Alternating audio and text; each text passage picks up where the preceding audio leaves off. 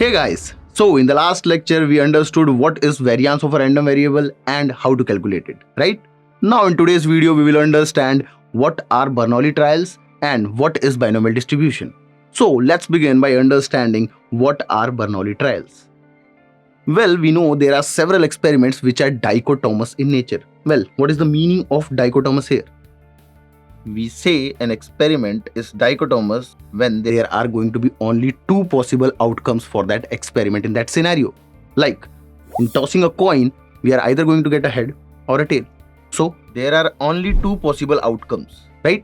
Hence, we can say that this experiment is dichotomous in nature, right? Similarly, a manufactured item can either be defective or non-defective. So the possible outcomes are only two, right? So this is also dichotomous in nature. And similarly, we know many more experiments which are dichotomous in nature, right? Now let us suppose we have a random experiment which is dichotomous in nature. Then here we can name one of our outcomes as success and then other as not success or failure, right? Like in tossing of a coin, suppose we are interested in getting a head. Then this head is going to be our success and tail is going to be our failure, right? Now from here we are only going to deal with all the random experiments which are dichotomous in nature.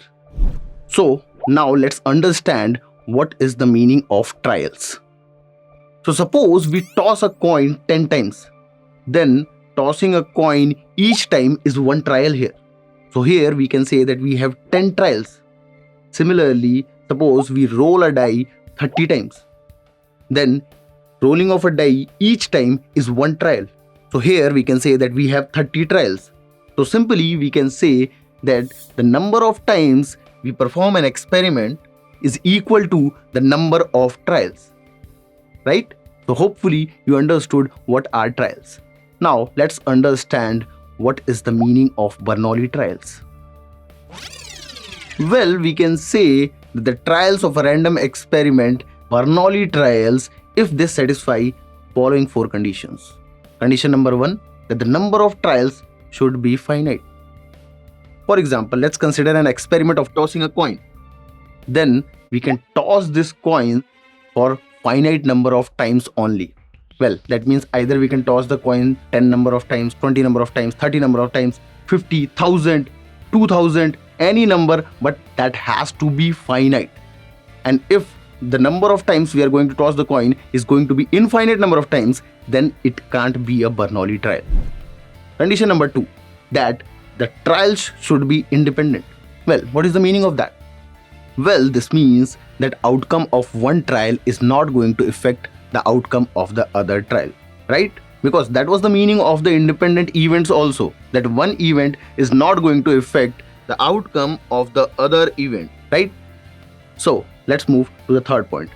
This point says that each trial should have exactly two outcomes. One is known as success and another is failure. So we can say that each trial is dichotomous in nature here, right? Now let's move to the fourth point. This point says that the probability of success should remain the same in each trial.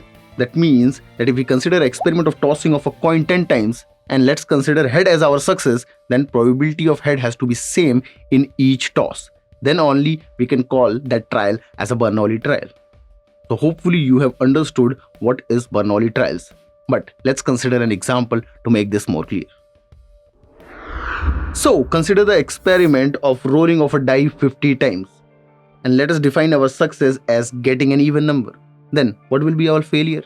Well, that will be getting not an even number, or we can say getting an odd number, right? Now let's check whether this experiment is a Bernoulli trial or not. So in first step, we want the number of trials to be finite. So here our number of trials is 50 and that is finite, right? So this is satisfying the condition number 1. Now let's move to the next condition. The next condition wants that the trials should be independent, and this is going to satisfy that. Why? Because rolling the die first time is not going to affect the rolling the die second time or rolling the die third time or fourth time. So none of them, or we can say no two trials are dependent here, right? So we can say that this experiment is satisfying the condition number 2 also. Now let's move to the third condition that says that each trial should have exactly two outcomes. One is success and another is failure. Well, once we are going to roll the die, then either we are going to get an even number or we are going to get an odd number. So, with respect to this success and failure, our experiment is actually dichotomous in nature, right? So, we can say that this satisfies point number 3 also. Now, let's move to the point number 4. So, the point number 4 says that the probability of success should remain the same in each trial. Now, here, what is our probability of success? Here it is probability of getting an even number. Now, from our knowledge of probability, we know that once we are going to roll the die, then probability of getting an even number is 3 out of 6, which is equal to 1 by 2. And it's going to be same in each trial, right? So once we are going to throw the die, every time we are going to get probability of getting an even number is equal to 1 by 2. Now here we can say that the trials of this experiment are satisfying all the conditions to be the Bernoulli trials, right? Now I'm sure you all must have understood what are Bernoulli trials. So let's move to the next section and understand what is binomial distribution. So consider the experiment of tossing of a coin, in which each trial results either in a head or in a tail, right? Now let us suppose that our head is our success, then tail is going to be our failure. Now let's write success and failure in short as capital S and capital F respectively. Now suppose we are interested in finding the number of ways in which we are going to get 2 successes in 6 trials. Then how we are going to count that? Well, let's see some possibilities to understand what the question is actually demanding from us.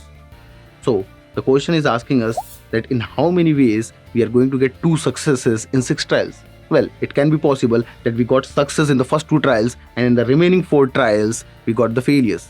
This is one of the possibilities, right? Now let's see one more possibility. So it can be possible that we got success in the first trial and then in the next 4 trials we got the failures and at the last trial we got the success again. So these are 2 possibilities and there are going to be many more. So how we are going to count the total number of possibilities in which we are going to get 2 successes in the 6 trials? So we have basically 6 positions for the outcomes of the 6 trials, right? And here we have to arrange 2 successes and 4 failures, right? So basically we have to arrange 6 things at 6 places, out of which 2 things are of one kind, that is 2 successes, or we can say 2S, and 4 things are of another kind, that is 4Fs, or we can say 4 failures. Well, from the knowledge of the permutation of alike objects, we know that this can be arranged in 6 factorial by 4 factorial to remove the arrangement of 4Fs among themselves, right? Times 2 factorial to remove the arrangement of 2 successes among themselves. So this will be equal to 6 factorial by 4 factorial times 2 factorial. Now, how many possibilities we are going to get once we are going to get 3 successes in 6 trials? Well, we can calculate that very easily with the same idea, right? So it's going to be 6 factorial by 3 factorial for the 3 successes times 3 factorial for the 3 failures. So in this manner, we can calculate the total number of possible ways in which we are going to get 2 successes, 3 successes, 4 successes, and so on, right? Now suppose we have an experiment of n Bernoulli trials, and let the probability of success is equal to P and the probability of failure is equal to Q in each trial. Now observe here one thing, that each trial in Bernoulli trials are actually dichotomous in nature. That means either we are going to get a success or we are going to get a failure, right? So the probability of success plus probability of failure is equal to 1 in each trial, right?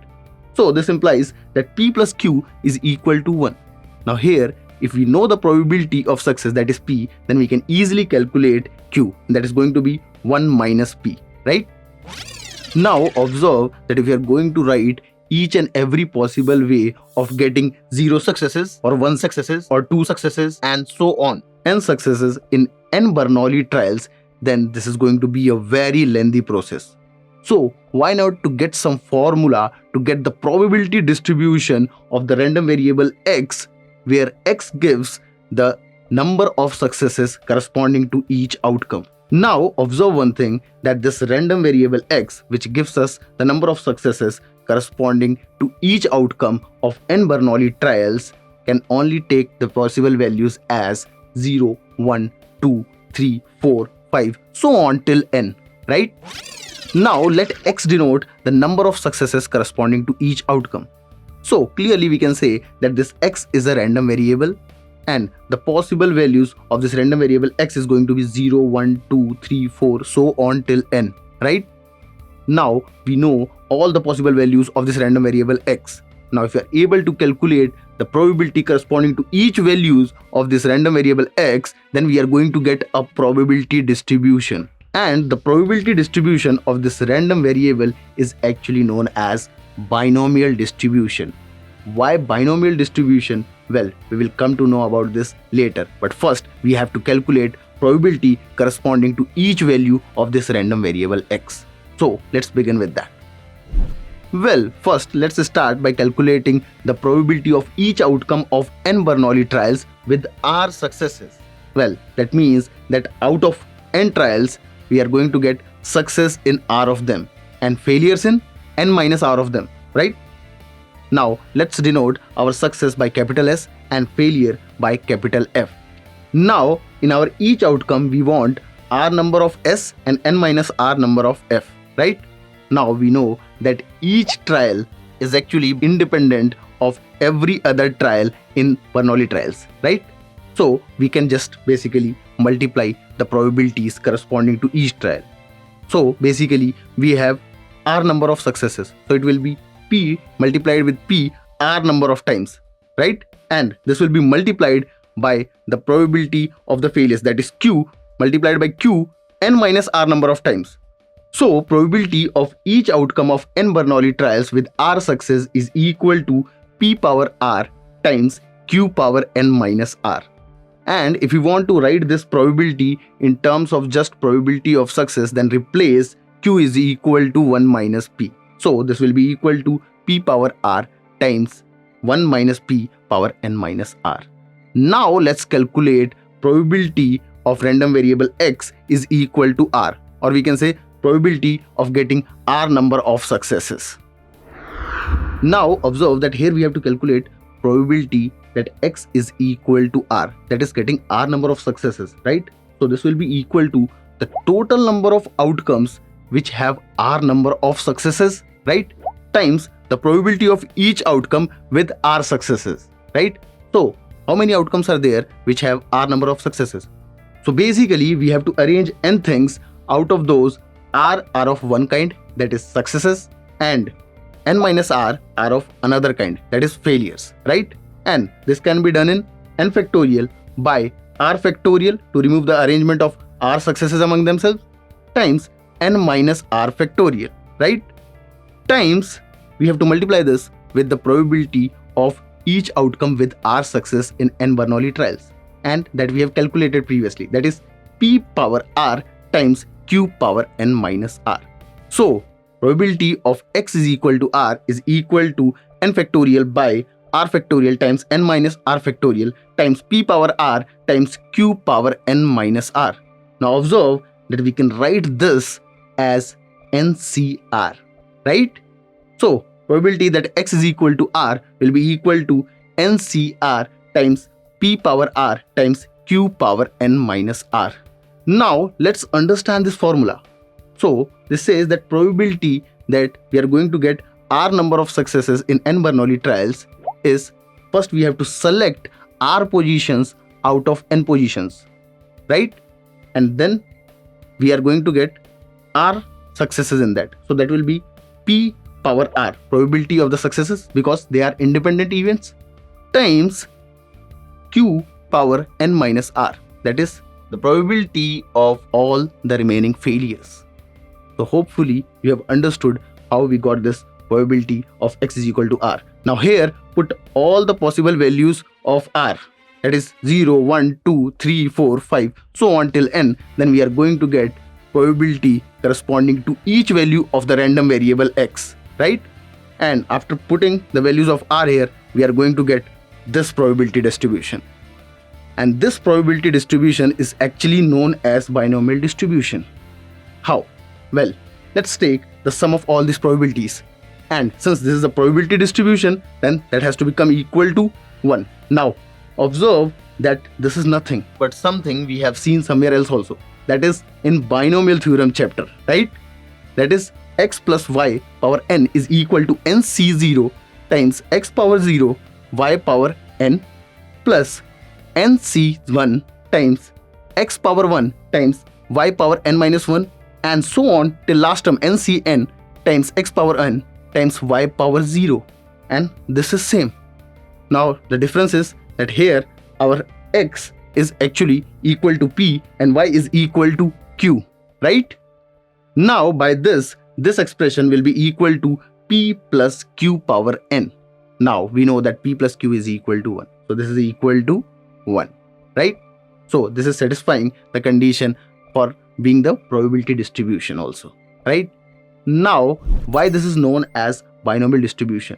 Because each trial has only two possible outcomes and we are getting this expansion from this binomial theorem. That's why this is known as the binomial distribution, and in short this is denoted as BNP, where n denotes the number of trials and p is the probability of the success. So hopefully you have understood what is binomial distribution and how to calculate it. So we will meet in the next video to do some problems on this binomial distribution and Bernoulli trials. So for now, let's summarize what we have learned today. Trials of a random experiment are known as Bernoulli trials if they satisfy the following conditions. Condition number 1, the number of trials should be finite. Condition number 2, the trials should be independent. Condition number 3, each trial has exactly two outcomes, that is success or failure. Condition number 4, the probability of success remains the same in each trial. Suppose we have an experiment of n Bernoulli trials. Let probability of success is equal to p and probability of failure is equal to q in each trial. And let x be a random variable which gives the number of successes in each outcome. Then we know that the corresponding values of the random variable x is going to be 0, 1, 2, 3, so on till n. Probability of getting r number of successes, that is probability x is equal to r, is equal to ncr times p power r times q power n minus r, and the distribution corresponding to this random variable is known as binomial distribution and in short denoted by BNP, where n denotes the number of trials and p denotes the probability of the success.